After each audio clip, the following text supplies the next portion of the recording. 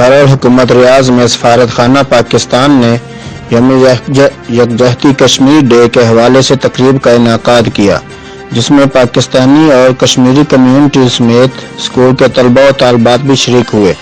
तकरीब से खिताब करते हुए सफीर पाकिस्तान राजा अली एजाज का कहना था कि नरेंद्र मोदी कश्मीर में जुल्म और बर्बरियत की दास्तां रकम करके कश्मीरियों की आज़ादी की तहरीक को नहीं दबा सकता। पाकिस्तान न सिर्फ सफारती बल्कि सियासी सतह पर कश्मीर की हिमायत जारी रखेगा।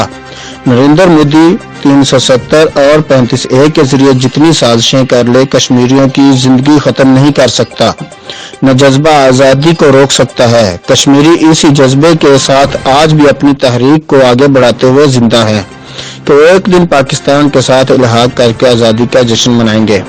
तकरीब से मुख्तलिफ मकतबा फ़िक्र के नुमाइंदों समेत कश्मीरी भाइयों और तलबा व तालिबात ने खिताब करते हुए कहा कि कश्मीरी मुश्किल की इस घड़ी में अकेले नहीं है। जरूरत पड़ी तो पाकिस्तान का बच्चा कश्मीरियों के लिए किसी भी कुर्बानी से दरेग नहीं करेगा।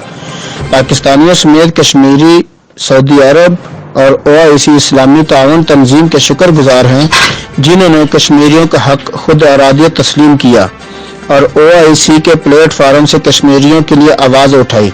तकरीब में यौम यकजहती कश्मीर के हवाले से एक मुतफ़िका करारदाद भी पेश की गई, जिसको सब ने तस्लीम करते हुए कश्मीरियों को अक़वाम मुत्तहिदा की करारदादों के मुताबिक हक खुद इरादियत दी जाए ताकि वो आज़ादी से जिंदा रह सके।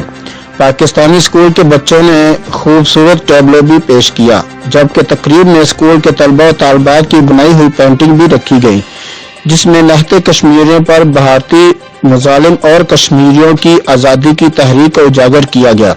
सफीर पाकिस्तान ने बच्चों की बनाई हुई पेंटिंग भी देखी और बच्चों की खूब हौसला अफजाई की। हामिद नासिर, ब्यूरो चीफ, रियाज।